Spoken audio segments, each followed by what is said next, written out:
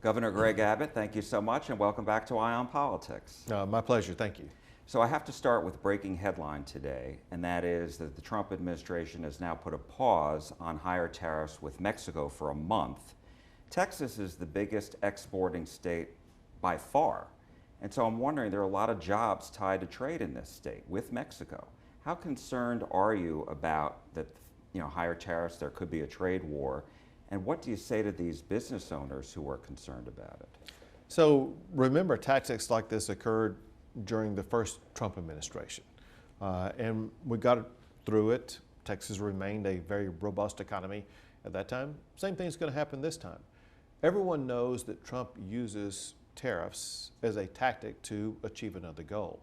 Everyone also knows that the number one priority for both Trump as well as the people of the United States of America is to have secure borders, to stop fentanyl and crime pouring across our border into our state.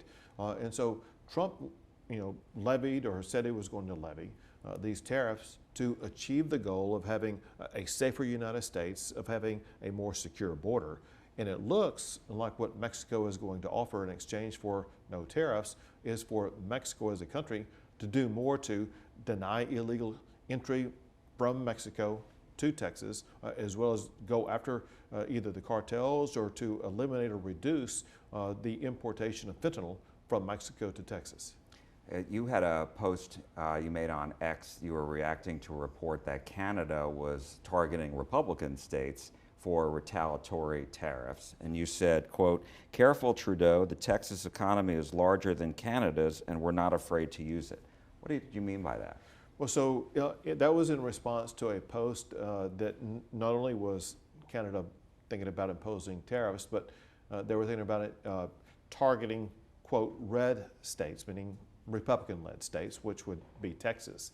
And it was just a pushback as much as they were pushing forward to say, listen, if you think you're going to impose tariffs on the United States, if you're going to target red states, our economy is larger than yours. And it's a trade fight that Canada would be a loser on, that Mexico would be a loser on. But again, I think that these tariff tactics are toward a goal, and that's to make the United States stronger economically, safer, because listen, we've got illegal immigrants and we've got fentanyl coming across the Canadian border also. And Trump is using every tool that he has to make sure he's going to make America safer, more secure, and he's accomplishing that as we see right now. Border security. You have reached a memo of understanding with the Border Patrol that now is giving authority to Texas National Guard members to make immigration arrests at the border for the first time ever. So what led to that, and why do you think this is so important? So the Trump administration reached out to see if we would be interested in doing that, and I immediately said yes. For one, the National Guard has been down on the border for years now under the Biden administration, but they did not have the full authority that the federal government immigration officers had. Now they do because of this agreement. And it's needed because of this. Trump inherits a federal government that's shorthanded for ICE, for Border Patrol, for other people who are involved in the immigration control process. We can make sure that they immediately overnight have additional personnel who can help enforce the immigration laws. And that's why I wanted to do it. And by us helping the Trump administration, it means the United States will have a far more robust response to better secure the border. You've asked Congress to pay Texas back $11.1 billion. And I'm wondering, are you going to Washington at all to press your case? And what's the response been since you've asked for it? So since I asked for it, I've had many phone calls. I actually met with Speaker Johnson in his office, but also I've had many phone calls with the Texas delegation, as well as some other members of Congress, to make sure that it's teed up appropriately. I will be going to Washington, D.C. next week to further work on that effort. The response has been strong. 100% of the people say Texas deserves it. They want to support it. And listen, there are certain things that are natural ongoing benefits to the United States. we built the border wall, the same border wall that Trump built. And that's money that is in a way a free wall put up for the United States of America, for which they should reimburse the state of Texas. We built other border barriers that deny illegal entry. These are fixtures that will last there a long time, including the buoys that we put into the river. And so I think there's every reason why the Trump administration and Congress should be reimbursing the state of Texas. School choice, you've called for it again in your speech last night, and I'm wondering, how confident are you that it will pass in the House, and how much pressure are you putting on Speaker Burrows to get it done? I feel very confident that it's going to pass in the House. Speaker Burrows has every time I've talked to him, he says school choice is going to pass. I feel good about the Speaker's perspective. I work closely with Representative Brad Buckley, who will lead the charge in the Texas House. He feels very confident about it. As you know, in the aftermath of the elections in November, as well as the primaries last year, we were able to elect about a dozen more supporters of school choice in the Texas House. And so the math lines up that we should have the votes to get school choice passed this session. Democrats, as you know, have called it your voucher scam.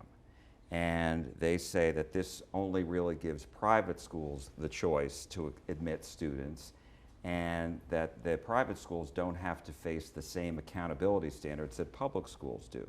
What do you say? So there's nothing but bogus arguments by the detractors of school choice. You got the unions and those who are pushing to deny school choice. It's like some Bernie Madoff scam when it comes to the math of what all this means. Let me give you an example of what I'm talking about, and that is our public schools are going to be fully funded at the highest amount of funding ever before. Public school teachers will have the highest pay ever before in the history of the state. As it concerns the private schools that some students may be leaving public schools to go to, that should be a parental choice. For whatever reason, educators seem to think that they own and have right to control the child. It's the parent that has the right to determine what's best for their child. And if school districts want to talk about, well, it's not fair, it's not a even playing field or whatsoever, they're completely wrong about that. One way they're completely wrong is because one thing that public schools have the ability to do, they have the ability to issue debt, to build buildings, to build football stadiums and other things that private schools don't have. If they think it should be an equal playing field, then are they saying that these private schools should have that same ability to issue that debt, the same ability to build big football stadiums like what these public schools have? I don't think that's what they're asking. They need to be a little bit more judicious in their overstatement of what this really does. And let's be clear about something else here. It already exists, school choice already exists in 33 states across the country. In none of those 33 states has it decimated the public school system. It will not decimate the public school system in the state of Texas either. I want to squeeze in two other questions, Governor. On public school funding, I know you have said that the school funding has never been higher. But why are we seeing school districts closing some neighborhood schools in North Texas, still a booming area, and they are passing deficit budgets, and they say inflation has just overburdened everything. All their costs have gone up. So what do you say to that? So there was a trend beginning with COVID where parents started moving their kids out of some public schools because they disliked the closing down of schools. They disliked some of the woke agendas that arose in public schools in the aftermath of COVID. But also you see, let's look at the Dallas area in particular. You see parents, families moving out of, for example, the Dallas school district and moving to a suburb. Look at the rapid growth of suburbs going all the way from the North Dallas County line out to Frisco, out to Prosper, to other locations. And so whether it be in Dallas or Austin or Houston, in the inner cities, people are moving out of those areas. And so it actually has nothing to do with either funding or school choice. It has to do with parental decision making, that they want their child to go to some school other than a school that they had been going to, and they're having to physically move to go to that other school. And as a result, the student population in those schools that those students are departing from, they don't have as much money coming in as they had in the past. Last question, DEI. You said you want to eliminate it in grades K through 12. You want to expand it in public universities and colleges. What do you mean by that? What are you looking for? And what do you say to African Americans, Latinos, the disabled, LGBTQ community who feel as if they're being targeted? So everyone needs to understand exactly what is meant by the elimination of DEI. DEI violates the Constitution of the United States and the Constitution of the state of Texas. What both of those documents require is no discrimination on the basis of race.